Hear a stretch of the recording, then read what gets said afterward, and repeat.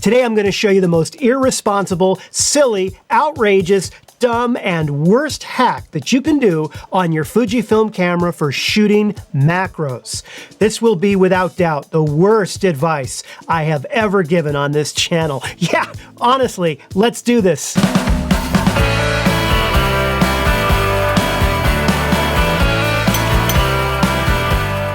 Hi everyone, welcome to Pal to Tech. To shoot effective macro photos, you generally need either one of two things: a special dedicated macro lens, or these extension tubes right here that you can put between whatever lens you happen to have and the camera to allow you to shoot macro photos. I recently heard from a viewer who lives in a part of the world that's cut off from delivery. They're not allowing delivery in and out of where this person lives. And he wants to shoot macro. You know, he's cooped up and he's just wanting so badly to kind of stretch those macro creative legs of his. And the problem is he doesn't have a macro lens and he cannot order these macro extensions. So what can he do? And that got me thinking, maybe some viewers are so locked down that they cannot get any gear or any equipment for their cameras, and difficult times often call for unorthodox measures. The technique I'm about to show you is a way to shoot macro, but it's definitely not recommended unless, in the extreme case, you just, I don't know, happen to be, say, stuck in quarantine in a worldwide pandemic, say. I mean, something like that. And even then, hear what I'm about to tell you. This technique can damage your sensor if you're not careful, and it can also damage your lens. And lastly, you need to follow the steps I'm about to show you if you're gonna try this out. Okay, so this technique is really simple. It basically involves taking your lens off your camera and flipping it around. Okay, hold on. Let me show you how to do this properly, what kind of lens you need, and the settings that you need to make. The first thing you should know is that this will only work with a few Fujifilm lenses really well. Most notably, it will work with the 18-55, which is great because that's the kit lens that most of you have. The second thing is you want to remove the lens hood. Don't have the lens hood on there because it's just going to get in the way and you're not going to need it. The third thing you need to do is adjust the aperture before you start this process. In order to do that, you need to turn the camera on. First, turn the camera on and make sure that the setting on the lens is not set to A, but rather set to manual adjustment of aperture, right? Just like that. And turn the aperture ring until you get to about, say, f8. The reason you want to set it to, say, f8 as opposed to, say, f2.8 is because you're already going to be dealing with a very narrow depth of field. So this will make it a little bit easier to get these macro shots. The next thing you want to do is set your shutter speed. I like to set mine between 125 and maybe even 250. And the reason for that is because when you're holding the lens reversed onto the camera, you're a little bit more shaky than you would be normally, and you can't really use a tripod for this technique. It's handheld, but it's difficult handheld. So I would say at least 125, if not 250 and higher. Next, you want to use the ISO dial or ISO dial to help adjust the exposure.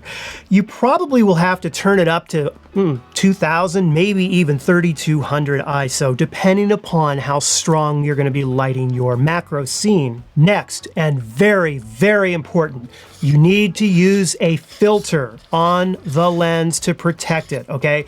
I prefer to use a UV filter because it's clear and lets in all the light. However, if you don't have a UV filter and you only have an ND filter, then use that. Use an ND filter. You really should never do this without a filter across the lens. And the reason is that although this lens has the correct width where when it's flipped around, it fits on fairly well, if you're using something like the 16-55, you're gonna scratch that lens in 2 seconds flat. So don't even think of doing this without a filter over the glass. If you're stuck in a part of the world where you can't get a filter and you absolutely wanna risk trying this, then do it with the 18-55 lens because you can do that fairly easily without scratching the lens. Do not do this on the 16-55. Okay, lastly, you want to get everything ready and set up before you remove the lens. In other words, get your scene set up, get your lighting set up, get what you're going to be shooting in macro set up, get the whole thing set up so that you're minimizing the time holding the lens on the camera in this way.